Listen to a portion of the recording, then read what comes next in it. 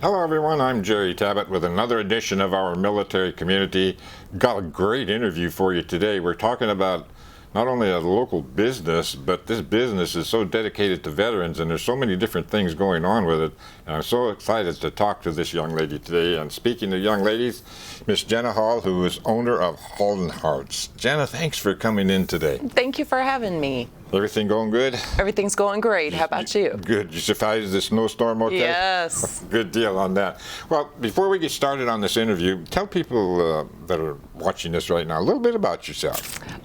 We are a private group transportation and excursion service. So we offer group trips and transport for all occasions. That's a lot. You do a lot in the area. What's you said excursions and things like that. What do you mean by an excursion? An excursion would be like a planned outing.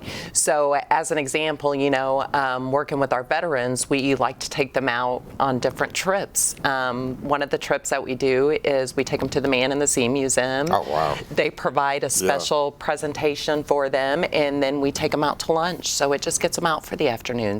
And we're going to talk more about some of those because you do so many things with veterans. I could sit here and I could make a list 4 pages long. But what areas do you actually service on? We service Bay County and some of the surrounding outlining areas, but our primary service area is actually the Bay County area for the residents and businesses.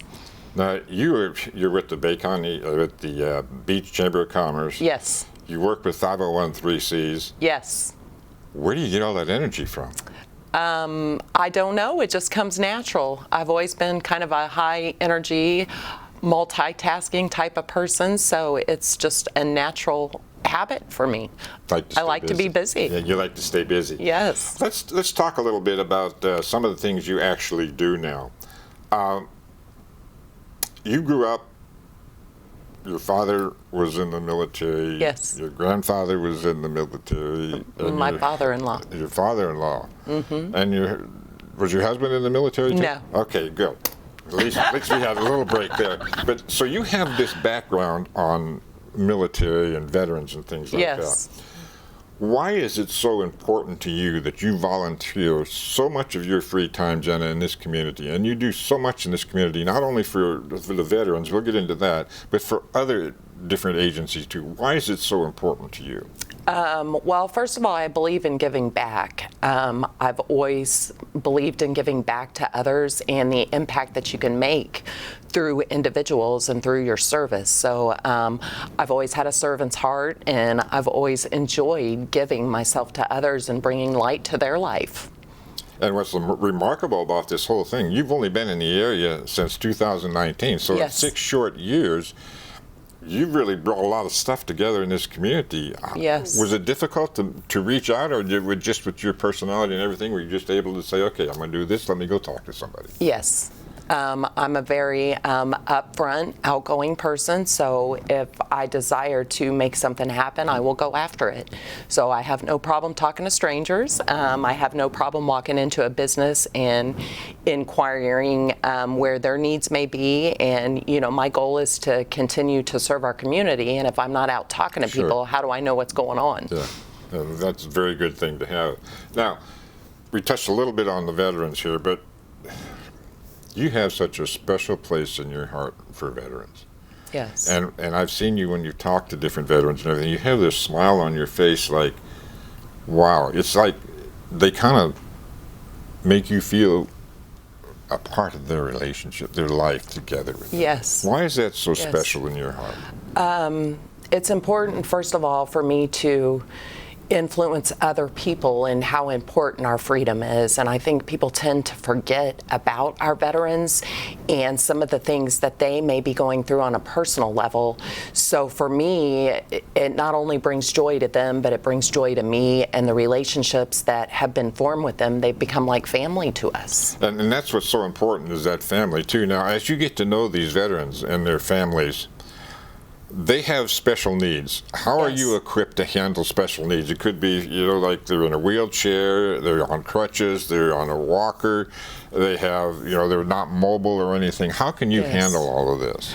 Well, we do offer a couple of buses that have a handicap lift on them. So the lift gives us the ability to actually bring wheelchairs on board. The buses are a little bit easier when you do have a walker because they have a bigger aisle to them. It's easy for them to get around.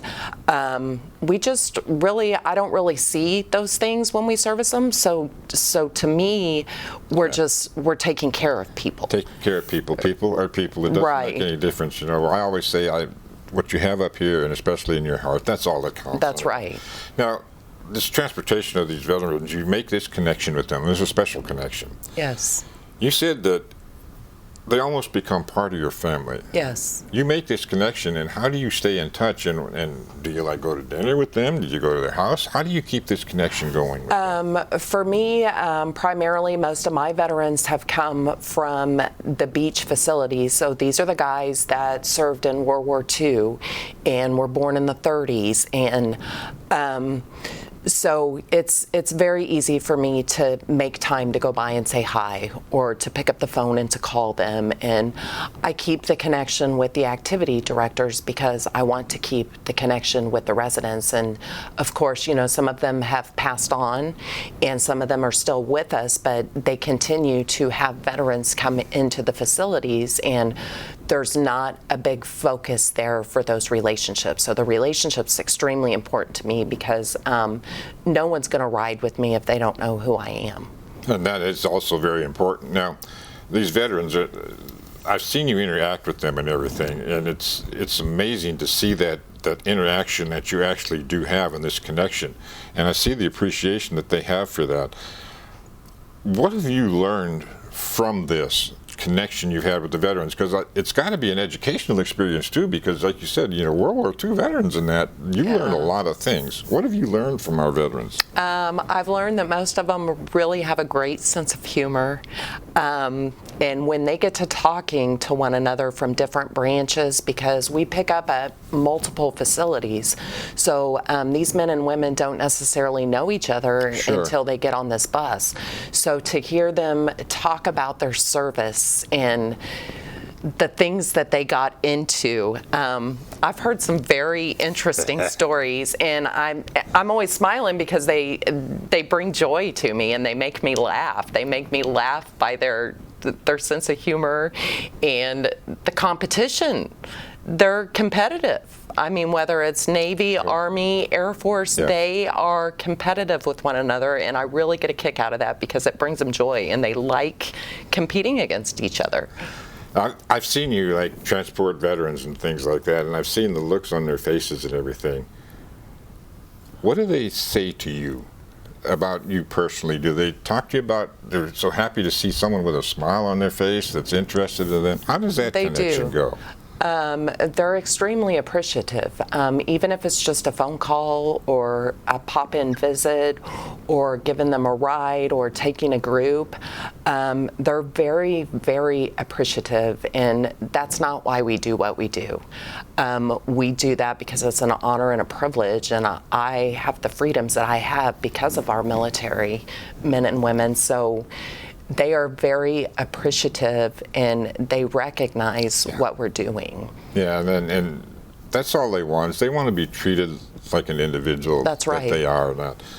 Now, I also noticed that I've seen you transport some veterans before, and they're not alone. I mean, they could have a family with them. And do you have any people that work with you, Jenna, that could actually assist a veteran that needs assistance, say on a bus or something like that?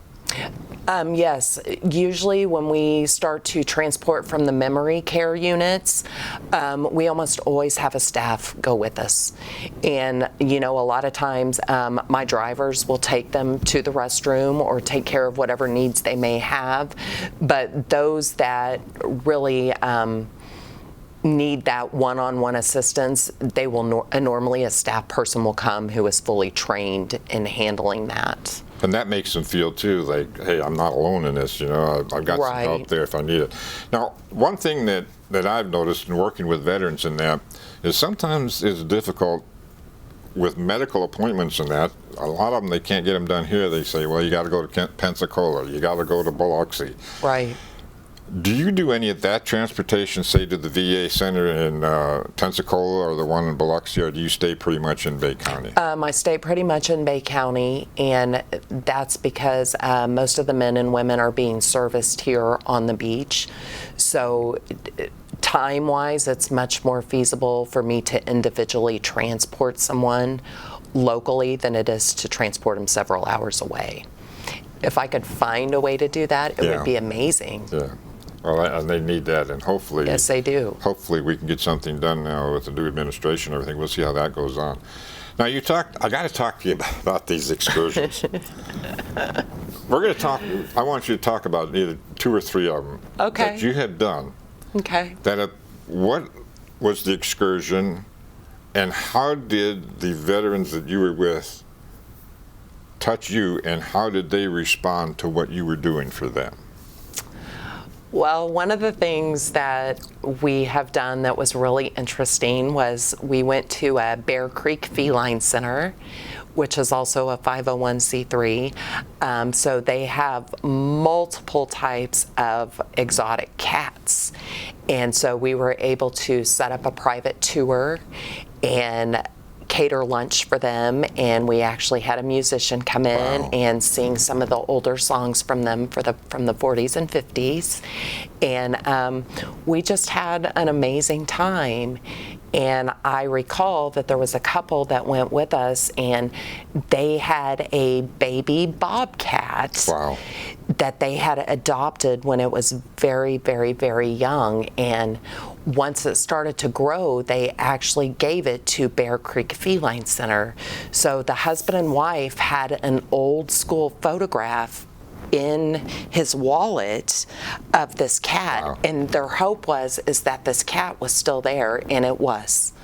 So they got to actually see their bobcat that they hadn't seen in probably 10 years or longer, and he was still being cared for at the facility. So that was an amazing experience to see that joy. Yeah. And he was showing all of us the photo and just hoping when we got there that their cat was still there, and it was in fact still there. So that was pretty amazing to see that joy brought to them, because it was almost like they were reunited with a child. Right.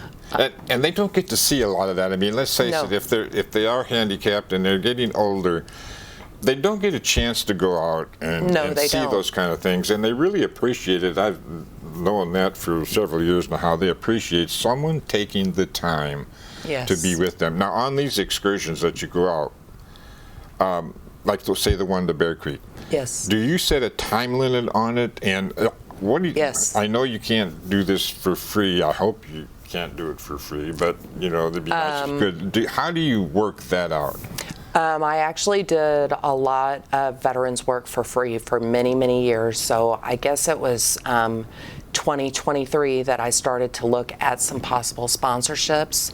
So a lot of the businesses are willing to invest in our veterans, and it's not expensive to do that for them. And yes, most of that has come out of my pocket for many years, and I do that because I want to do it. Sure. It's not about the money. Exactly. Yeah. But it does help to have the community support and the sponsorships. What's another excursion? Because these are great for these veterans, and then the more they hear about it, and you will do these more often too. I mean, if you have the demand is there, you'll Absolutely. do it. So what's another one that's really touched you? The Man in the Sea Museum was a great one. Yeah, I know the guys over there too. Yeah. They went all out for us, so they were prepared for the huge group that we had, and they actually did a private program for them. So they actually put all of us in a room and gave us about a half-hour special program that they prepared for us, which I really appreciated that they did that because I did not ask them to do that, and they just did that for them. So we really enjoyed the history and the little program that they put together for us. And just being able to walk around the museum. You know, Carl is one of our veterans that we've had from the very beginning, and his health is really starting to decline, so he is now wheelchair bound. But I mean, to watch him wheel across that parking lot and get away from my husband is a hoot. And he is literally running in that thing just to tease us and try to get away from us to where we have to catch him. So I have some great photographs of him taking off in front of the museum, excited to go inside, and he needs to be wheeled in. He can't really do that himself. So we have chased many veterans in their wheelchairs because they're excited and they're ready to go in and see what's planned. Yeah. So that was a very good trip, and we were able to get a local restaurant to sponsor lunch for them. So we were actually able to take them out to dine, which was amazing because we had a private room. All of their food was prepared and ready for them when we arrived. So a lot of what we do, you know, it takes the partnerships in the community and the other businesses to work with us so that we can provide an amazing experience. Now, can you separate it too, Jenna? Like, say, we'll take the guys on this trip here and we'll take the gals on this trip. Do you separate like that, or do they have to be together for these excursions? I can separate, but I have not before. I mean, it doesn't seem that it's ever been an issue to have both. Sure. And like you said, sometimes we may have family that joins them, or we may have someone that just wants to come to keep an eye on them. And that's not a problem. I mean, everyone seems to have a camaraderie, and we've never had an issue with any of the veterans getting along or being together. Now, one thing too is, as we go into holidays and things like that, especially like Thanksgiving and Christmas, do you do special things for the holidays for these veterans too? No, I think we more so do specialized trips that they may be interested in. Like, I'm really interested in taking a group of them to see the Nutcracker production. That's every December. I didn't have enough time to get them all together and take them this year, so my hope is that I'm able to take them next year. And that's a theater production. I saw it this year. It was great. Yeah, I mean, I really, just the little things like that are very enjoyable, and they wouldn't otherwise get out to do that. Yeah. Now, do you work with, like, say, Tyndall Air Force Base and the Navy base? Do you kind of talk with them too about possibility of maybe doing something for veterans activities for them on, like, say, Veterans Day or things like that? I have not, and it seems like most of those that I encounter, 9 times out of 10, they always have things planned special for the veterans. Yeah. And for me, it's been more of an outreach in the facilities than just the general. And the reason why is it's hard to group the general public, if that makes sense. So would I have an interest in doing that? Absolutely. I just have not been able to make that connection. Now, right off the bat, when I got here, you know, I provided all of the information to the naval base on the beach, and I have reached out to Tyndall in the past. So as far as I know, they do have, you know, our cards and our information, but I don't know that they really know what we do for them. Yeah. Now, there's special holidays that we like for veterans that we observe. The first one, of course, is Memorial Day. And I was so impressed that at Kent Forest Lawn, you were there. You handled the wreaths across America. Yes. Why? That's a way for me to teach my daughter.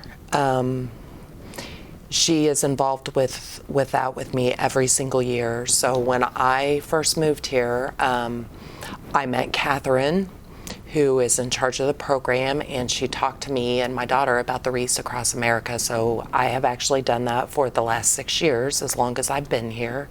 It's really special to me because it not only allows me to honor the fallen, it allows me to show others how important it is to remember them and to remember their duty and their service to our country and to us. There's a lot of women and men in my circle that have gotten involved in the Wreaths Across America just from seeing me consistently do that. And so it's brought more participation, more people to the event, and it's special to me. I mean, I love doing that. And no matter what the circumstances are, that second Saturday of the month is on my calendar every December. Now, you said something like getting volunteers. Did you have enough this year? I mean, well, first of all, how many wreaths did you actually lay over at 10 Forest Lawn? There's normally thousands. For me personally, I probably get in about 10 because we have so many people that lay them. This year was the biggest crowd that I've ever seen. So each year it grows. And one thing too, that how do you find the resting place of the veterans? Does the funeral home help you to show you or mark where the veterans are at? All of the graves are marked with American flags, and all of the wreaths are grouped up in the areas with those graves. So whenever everyone goes to lay the wreaths, you normally have someone that is handling the box of wreaths, and you have the flags. So they allow those that have family members that are there to lay the wreaths on their graves first, and then the general public is able to lay those wreaths. So they're all marked with American flags. It's a lot of work to prepare for that. It is, and thank you for doing that. Now, the individuals that volunteer, you have older people, you have younger people. What are some of the things you've heard that the younger generation learns, Jenna, by going out there and doing and helping you, like with Wreaths Across America? I can say personally that they do have a lot of volunteers that are young men and women that may be part of, the Corps or the Corp. So I think that it allows for them to be exposed to that, and then they share that with their friends. So with that younger generation, my daughter may say, no, I can't do anything this weekend because I'm laying the wreaths with my mom. And there have been times that I have had the opportunity to take her friends with us, and they've got to be a part of that. So I mean, sharing is caring. Sure. So I believe the more you share something or create awareness for it, the more people are going to know. And yeah, you've only been here, like say, 6 short years, Jenna. Did it really surprise you when you got here and got involved with the community to see the support for our not only active duty but our veterans here? I mean, we got over 30,000 veterans of Yes. Did that surprise you? Yes, it did. I was blown away. And I mean, there is nothing cooler than being surrounded by military bases and having those jets fly over your home or fly over the highway when you're driving home. And that's the sound of freedom. Right. So this is a special area, and we have a lot of veterans in our area that are overlooked. And for me, all I can do is maybe impact 1 or 2 people's lives, but I've done what needed to be done, and that's to create awareness and to show them that I do care. I do care about my freedoms, and I do care about the sacrifice, and I understand it. I was a kid and didn't have my dad, and I knew where he was and what he was doing, so there's an understanding there. Some of it has to do with the way that you're brought up or your background. Sure. And a lot of times, we as veterans, we don't need somebody to sit there and talk to us and say this, and this. All we need is really, at times, someone to know, like you, that we know you're there. And that's what the veterans want, and that's what you give to them, and you keep giving to them. do you do anything special for Veterans Day now? Normally on Veterans Day, sometimes they do the baseball game, and I try to go out and be a part of that. That's a fun time. So ideally, would I like to be able to take a group just to go and participate? Absolutely. And there's a lot of factors in that. It depends on the weather, it depends on the mobility, yeah. It's whether or not they're able to handle what we're doing. And that's important. That's important. I would love to take a group of veterans on a float trip, but that's not possible when you're not mobile. Right. Yeah. But you know what? The technology is so good now that yes. there may be different things they can do for on that. Yes. As we get in towards the summer season, is there anything that you've got planned, Jenna, that you'd like to let the public know about now, or veterans in particular, that, hey, come and talk to us about this? Well, I like to keep our customers guessing, and I like to surprise the veterans with the trips. That's part of the joy, yeah. Because they're able to put that on the calendar, and they're able to say, "Hey, Hallin Hearts is coming out, and they're going to take you for a day here, and you're going to do this, this, and this." So that's part of the surprise, is them not doing. I do that with the locals excursions too. I may tell them one place they're going, and I won't tell them the rest of the places that they're going, because I like to keep that adventure in there. I like to keep it fresh. I don't like to spoil the surprise. Yeah, I miss you there. Do you do anything with Sims, the veterans home up there in Callaway? No, but I would like to, and I noticed that they really need volunteers for their bingo. And I noticed that they need those volunteers a couple of days a week. So that is something that I would actually like to do, is bring a group up there to play bingo, and then that would allow me the opportunity to volunteer while they're playing bingo. Yeah. So we could do it all in one shot. Now, all of these different things, the time, of course, is essence, money is an essence. If someone in the community has something that say, you know what, I think a group of veterans would really enjoy this, Jenna, how would they get a hold of you? Just call Hallin Hearts out there in the beach and talk to you, but yes. They can't just say, okay, here it is, it's Thursday, Saturday we're going to do this. You can't right. do that in 2 days. Right. And there's always a lot of planning involved with that, to make sure that everyone's accommodated, to make sure that everything's ready to go and in place, so that when we go out, they know exactly where they're going, exactly what they're doing, what the time frame looks like, and what to expect. So I would absolutely be willing to do just about anything that has to do with getting out and supporting the community and showing others what's out there and what they can do. Yeah. One thing before we have to wrap this in a couple of minutes, but the special needs, like say if the veteran oxygen or something like that, or if they need medication and they're on these excursions, how do you handle something like that? Or do you have to limit someone with a medical condition from going on those excursions? No, not necessarily. I think it's based on the individual and how they feel about that. I mean, yes, I've had some things come up where someone's been stuck in the bathroom for quite a while, but my guys are amazing, and they love the veterans just as much as I do, and so they take good care of them. We treat them like our family, so I would have to say that's going to be, if that ever happens, we're just going to have to wing it. Right. I know CPR, I know a little bit about oxygen, and that's part of why we would have a staff with us. It's just for an emergency. Yeah. We got about a minute and a half to go here. Okay. We're going to have to wrap this up, but I'm going to give you a minute, Jenna. Okay. Your final thoughts. My final thoughts are that I'm going to continue to do what I do. And, the heart of my business is the community and the people in our community. So it's very important for me to continue recognizing our veterans, continue recognizing these entities and businesses that are here in the community that do support our veterans, so that we can continue to create awareness. Yeah. And it's so important that we do that, because let's face it, the older you get, you start to lose family and things like that. Yes.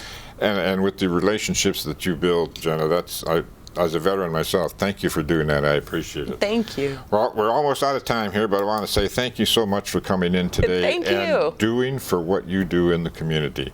Hallin Hearts out on the beach, give them a call over there and they'll take care of it. All right, ladies and gentlemen, that does it for this edition of our military community. We could have talked to Jenna for another half hour, but we've got to wrap this up and everything.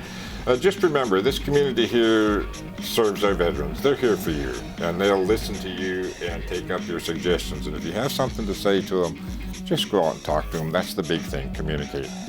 All right, until next week, this is the edition of our military community. I'm Jerry Tabatt. We want you to have a great day. So long, everyone.